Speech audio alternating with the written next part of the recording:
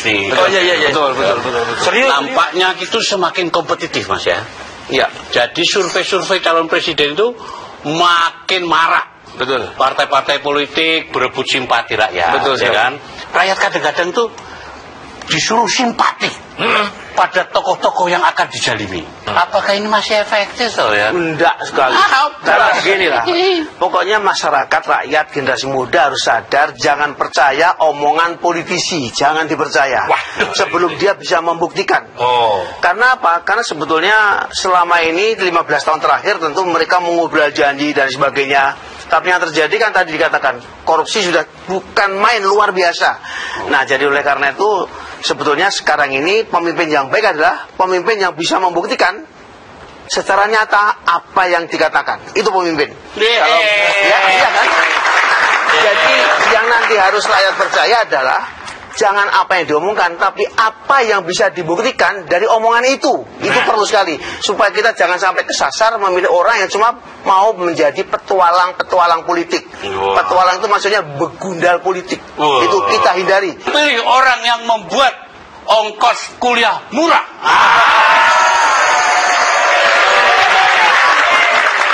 Ini kembali ke kamu loh. Iya ya. Kamu ini kan generasi muda, apa kira-kira yang kamu harapkan dari pemimpin bangsa ini? Kalau saya sih ngadepin pemimpin yang nggak senang nampang di billboard, Doro. Kita butuh pemimpin yang bikin tenang. Oh, dia bekerja buat kita. Bukan bekerja buat album.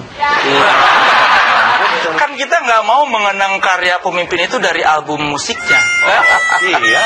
Kalau saat ini, Doro, partai-partai itu memang mulai bersaing merebut simpati itu. Sebab menurut analisis saya, berdasarkan ilmu musikologi, ini ilmu musikologi yang saya pelajari itu, Doro. Sekarang ini ada situasi partai-partai mulai saling menggoyang.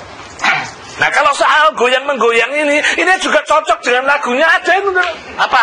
Goyang Kerawang. Makin pinter ya rakyat ya. Pinter. Makin tahu partai yang mana yang berjuang, ya kan? Partai yang berjuang membela diri, apa membela rakyat. Nah, kebanyakan bela diri ya. Ya itu, makanya bagaimana pilih partai mensejahterakan rakyat loh. Betul, ya kan? Bukan hanya kesejahteraan para pemimpinnya. Sebenarnya ya menurut saya itu tidak apa-apa kalau pemimpin mau sejahtera, enggak masalah. Enggak masalah, setiap doa kita doakan pemimpin. Asalkan rakyatnya lebih sejahtera. Jadi ibaratnya kalau ada sepiring nasi, biar rakyat yang makan duluan, pemimpin makan belakangan. Apa? Begini, Dara. Saya itu mau bilang, tapi kok ya malu ya. Benar, Dara. Begini kalau udah pelintut apa sih ada maunya? Dara. Kamu mau curhat apa? Mau curhat apa? Dara. Apa? Rakyat seperti saya ini ya boleh curhat, Dara. Boleh ya. Kalau dulu Bung Karno itu penyambung lidah rakyat, maka Sentilun penyambung curhat rakyat. Oke. Sekarang kamu mau curhat soal apa? Apa? Soal gaji. Soal gaji kamu lah. Kok tahu? Soal lah. Buat kamu buaya lah. Kok cerdas? Tunggu sebentar. Kamu kan itu nggak bisa nyimpen duit. Ya. Makanya aku simpen. Pemimpin itu harus memberi contoh. Kamu itu perlu contoh. Contoh tadi itu ya? Iya. Karena saya nggak bisa nyimpen uang disimpan sajikannya. Gitu kan? Makanya soal keteladanan itu kita mengingat pahlawan-pahlawan kita dulu, Pak ya. Betul. Cepek lenyap. Ada dulu anak-anak muda itu nggak takut. Ya. Apa masih bisa kita warisi pemuda-pemudi zaman dulu itu? Ini kan ada bagus. Anak muda bicara di TV, ya kan? Betul sekali. Menasihati bekas gurunya. Wah. Gimana itu ceritanya? Waduh, pengamat politik. Tiap hari nonton TV. Jadi ini ada peristiwa soal curhat ini. Yang saya lihat tadi di depan dikatakan bagaimana hubungan Pak SBY dengan Mas Anas. Dulu hubungannya adalah bapak buah dan anak buah.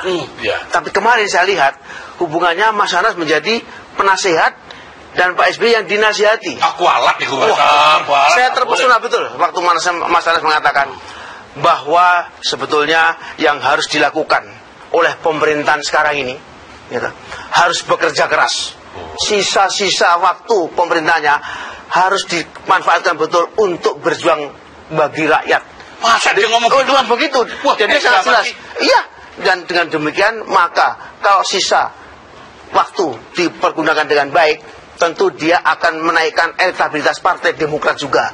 Terus ini betul-betul dia secara tenang bisa memberi nasihat kepada bekas bapak buahnya, dan saya kira ini suatu pelajaran yang sangat baik bahwa apa? Bahwa generasi muda kita itu tidak juga kalah dengan orang-orang yang pendahulunya. Saya kira begitu. Dan menyampaikannya juga secara santun. Santun sekali. Seperti dianjurkan Pak BY. Betul. Tapi gini nih. Tes. Iya. Kamu pasti punya gaya sendiri kan? Kalau kamu jadi anggota DPR di sana. Karena saya pengamen, saya mau nyanyi lagu di depan anggota DPR. Lagunya apa? Ada dari Iwan Fals. Lagunya Surat Buat Wakil Rakyat. Gimana? Ya, begini bunyinya nih.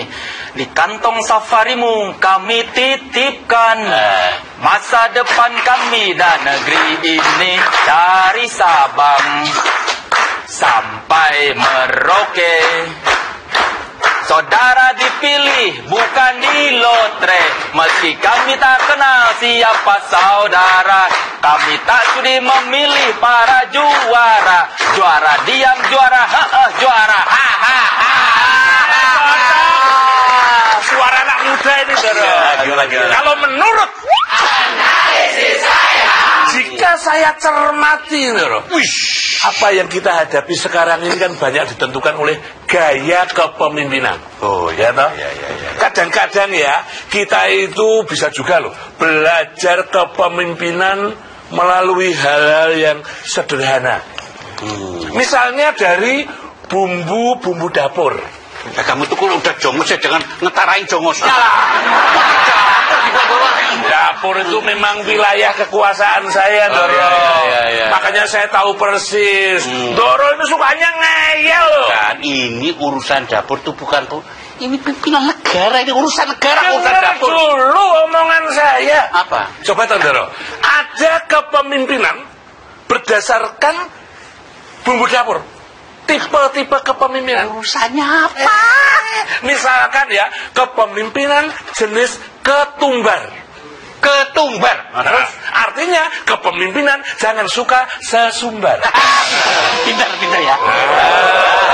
Ada lagi Kak? Kedelai. Apalagi itu? Itu artinya kepemimpinan dengan gaya alay. Tunggu. Ketambah. Kepemimpinan carut-marut banyak masalah. Terus apa lagi? Kemiri. Kepemimpinan mikir diri sendiri. Aku dapat ide. Walaupun jongos ngasih ide, aku juga punya. Ketupat. Kepemimpin pantang curhat. Ada juga, tunggu. Kelapa. Kelapa apa? Kepemimpinan lama-lama suka lupa. Janjinya ya Mas ya? Iya betul. Ada lagunya. Apa? Lupa sama janjinya. Gak, ini balik lagi Pak ya. Betul. Soal kepemimpinan didam-damkan sebenarnya itu kan apa sih? Terutama untuk menghadapi situasi bangsa ya kan? Kalau sekarang tentu kepemimpinan ini yang paling penting tadi, bahwa dia tahu betul apa yang menjadi kepentingan masyarakatnya. Misalnya, kalau kita jelas negara ini negara kelautan, bagaimana supaya kita tidak impor garam?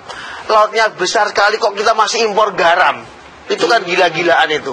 Kemudian bagaimana makanan rakyat, tempe, tahu, ternyata semua bahan dasarnya kedelai diimpor dari luar. Iya. Terus bagaimana kita ini mempunyai pemimpin apakah tidak mengerti bahwa itu barang-barang yang sangat menjadi penting untuk masyarakat? Ya, jadi ini semua kita tentu di dalam memilih pemimpin itu juga kita harus cerdas, karena sebetulnya pemimpin itu juga produk masyarakatnya. Kalau masyarakatnya menghendaki cuma pemimpin yang rambutnya licin, badannya gede atau dan sebagainya, ini ada seperti itu. rakyat ya kan. Jadi milih pemimpin jangan kemudian dari sosok, dari cara-cara ngomong, tapi dari cara kerjanya. Jadi saya baru tahu nih loh, dengerin gua loh. Waktu SMA kita kan ada mukadimah, betul. Upaya mencerdaskan bangsa. Iya. Nah kalau bangsa itu artinya pemimpin sama rakyat itu bangsa juga kan? Bangsa juga. Mesti cerdas juga. Mesti cerdas juga. Tidak cuma cerdas untuk ngakali rakyatnya, tapi cerdas untuk bagaimana berbuat amanah untuk rakyatnya. Seperti itu. Betul. Guna dharma bukan dharma nggak berguna kan gitu. Iya kan? Gini loh. Kalau menurut analisis saya, kalau soal kepemimpinan ya, kadang itu juga ditentukan bagaimana pemimpin itu menempatkan dirinya. Lah ya di kursi no. Bukan. Maksud saya betul sadar di mana posisinya. Ya di atas pemimpin. Kalau pemimpin bangsa, ya jangan hanya sibuk mengurusi partainya. Siapa? Bangsa. Loh, yang dua ya bangsa. Jadi kalau pemimpin partai, ya biasanya itu di DPP. DPP apa? Dewan Pimpinan Pusat.